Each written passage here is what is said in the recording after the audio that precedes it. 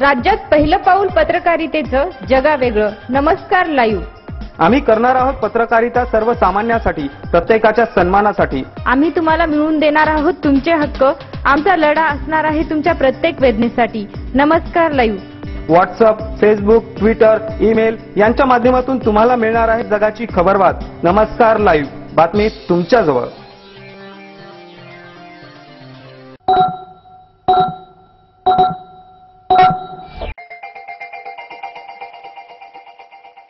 नमस्कार, मी भाग्यश्री पाठक. नमस्कार लाईव्हच्या सकाळच्या बातमीपत्रात आपले स्वागत. सुरुवातीला हेडलाईन. राष्ट्रपिता महात्मा गांधी आणि स्वतंत्र भारताचे दुसरे पंतप्रधान लाल बहादूर शास्त्री यांची आज जयंती व बाल सुरक्षा दिन. विदेशातील काळ्या पैशाची माहिती दडवणाऱ्यांवर लवकरच कारवाई करणार केंद्र सरकार. नांदेड जिल्ह्यात ठिकठिकाणी वीज कोसळल्याने 4 जण ठार. आज 2 ऑक्टोबर महात्मा गांधी जयंतीचे औचित्य साधून राज्यातील प्रत्येक ग्रामपंचायतीमध्ये ग्रामसभेचे आयोजन. नांदेड जिल्ह्यातील पाणी टंचाईच्या आढाव्यासाठी होणार तालुकास्तरावर बैठक. आता बातमीपत्र विस्ताराने.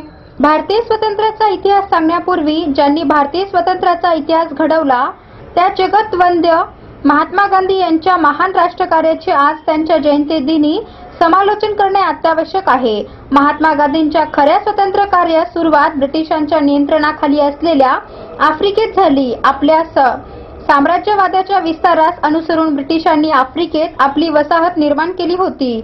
या वसाहतीस मजुरीच्या कामासाठी हजारो भारतीय मजूर तेथे आले होते. काही भारतीय व्यापारी व्यापारासाठी तेथे जाऊन राहिले होते. त्यात भारतातील सर्व जाती जमातीचे लोक होते. परंतु भारतीय मजुरांचा ब्रिटिश जनावरांप्रमाणे उपयोग करीत. वकिलीसाठी महात्मा गांधी आफ्रिकेत गेले तेव्हा तेथील भारतीयांची दुर्दशा त्यांच्या लक्षात आली. त्यांनी कोर्टातील वकिली सोडून दिली आणि त्यांनी तेथील भारतीयांच्या न्याय हक्कासाठी गोरे लोकांविरुद्ध तीव्र लढ्यास प्रारंभ केला. मोठ्या प्रयासाने आफ्रिकेत भारतीयांना हक्क मिळवून दिले.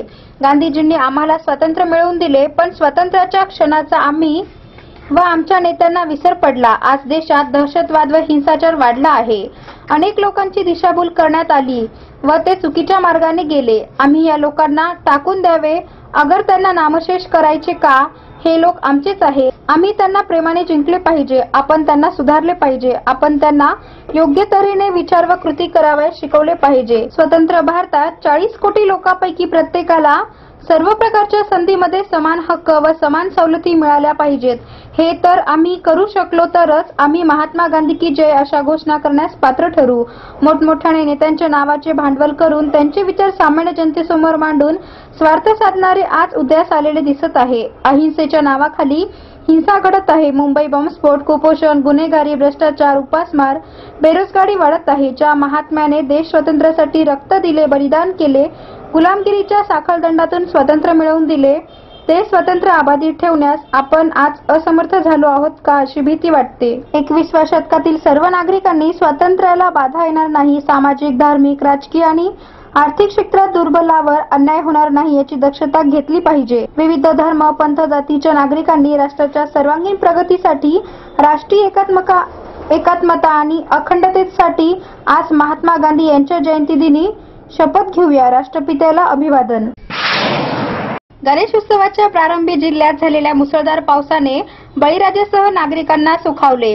मात्र नंतर दडी मारलेल्या पावसाने गुरुवारी जिल्ह्यातील अनेक भागात वादळी वाऱ्यासह जोरदार हजेरी लावली. वादळी वारे, विजेच्या कडकडाटासह झालेल्या जोरदार पावसात जिल्ह्यात ठिकठिकाणी वीज पडल्याने 4 जण ठार झाले असून 5 नागरिक जखमी झाले आहेत. 9 शेळ्या, 2 बैलही दगावले आहेत.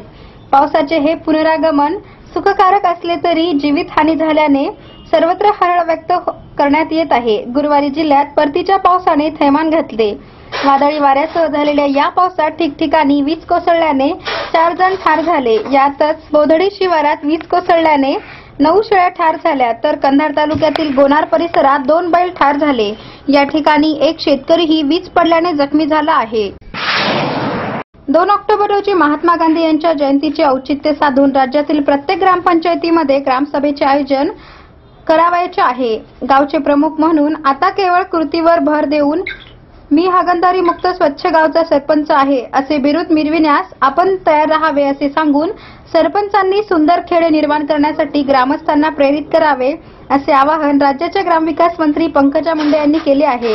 2 ऑक्टोबर रोजी म्हणजेच आज राष्ट्रपिता महात्मा गांधी यांची जयंती आहे. त्यानिमित्त राज्यातील प्रत्येक ग्रामपंचायतीमध्ये ग्रामसभेचे आयोजन करावयाचे आहे. यावेळी स्वयंपूर्ण आणि स्वच्छ भारताचे स्वप्न पाहणारे राष्ट्रपिता महात्मा गांधी यांचे विचार वास्तवात आणण्याकरिता स्वच्छ भारत अभियानाच्या माध्यमातून सारा देश स्वच्छ व हागणदारी मुक्त करणे हा आपल्या देशाचे पंतप्रधान नरेंद्र मोदी यांचा संकल्प आहे. यासाठी साधने व निधीची कमतरता पडणार नाही. ग्रामस्थांनी मनाचा निश्चय केल्यास गाव, तालुका व जिल्हा हागणदारी मुक्त होतील याचा प्रत्यय आलेला आहे. गावचे प्रमुख म्हणून आता केवळ कृतीवर भर देऊन हागणदारी मुक्त स्वच्छ गावचा सरपंच आहे असे बिरुद मिरविण्यास आपण तयार होण्याची आता गरज आहे.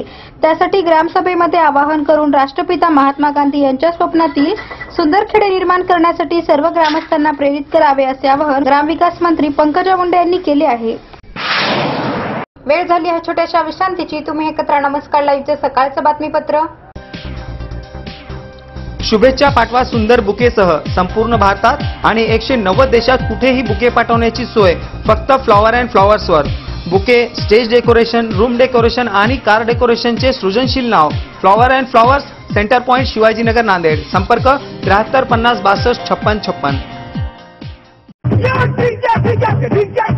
फ्लावर सोबत चॉकलेटचा sale, heart shape chocolate, lip shape chocolate, happy birthday chocolate, anniversary chocolate, I love you chocolate, डिंचाक डिचाक डिंचाक डिचाक. विविध शेपचे गिफ्ट पॅकिंग मध्ये चॉकलेट, खाण्यासाठी पोटलीचे चॉकलेट, डिंचाक डिचाक डिंचाक डिचाक. विश्रांतीनंतर पुन्हा एकदा आपले स्वागत. जिल्ह्यात दुष्काळाची परिस्थिती दिवसेंदिवस गंभीर होत आहे. आढावा घेण्यासाठी तालुका स्तरावर बैठका घेण्याचे आदेश स्थायी समितीच्या बैठकीत देण्यात आले. समितीची बैठक गुरुवारी झाली. यावेळी जिल्हा परिषद अध्यक्षा मंगलाताई गुंडले, उपाध्यक्ष दिलीप धुंजे, शिक्षण सभापती संजय बेळगे, समाज कल्याण सभापती स्वप्नील चव्हाण, बांधकाम सभापती दिनकर दहिफळे, महिला व बालकल्याण सभापती वंदना लहानकर यांच्यासह विभाग प्रमुखांची उपस्थिती होती. यात मुख्य कार्यकारी अधिकारी अभिमन्यू काळे व उत्तर बांधकाम विभागाचे कार्यकारी अभियंता बी.जी. पवार यांची गैरहजेरी होती. ग्रामीण भागात पाणी टंचाई समस्या गंभीर होत आहे. यासाठी जिल्ह्यातील पाणी टंचाई असलेल्या गावांना पिण्याचा पाणी पुरवठा करण्यासाठी आराखडा तयार करण्याचे सूर असून योग्य गावांची निवड करून प्रस्ताव तयार करण्याच्या सूचना पाणी पुरवठा विभागाचे कार्यकारी अभियंता जी.पी. निवडंगे यांना देण्यात आल्या. जिल्ह्यातील 71 कोल्हापुरी बंधाऱ्याच्या कामास मंजुरी देण्यात आली असून यापुढे सिमेंटचा वापर कोल्हापुरी बंधाऱ्यासाठी केला जाणार आहे. यासाठी 5 कोटी रुपयाची तरतूद ठेवण्यात आल्याची माहिती लघु पाटबंधारे विभागाचे कार्यकारी अभियंता एस.पी. पैलवाड यांनी दिली. शिक्षकांचे निलंबन मागे घेण्याचा ठराव बैठकीत घेण्यात आला. माळेगाव यात्रेसंबंधी बैठक घेण्याच्या सूचना अधिकाऱ्यांना देण्यात आल्या. तसेच जो काही अखर्चिक निधी आहे तो खर्च करण्याचे आदेश विभाग प्रमुखांना देण्यात आले.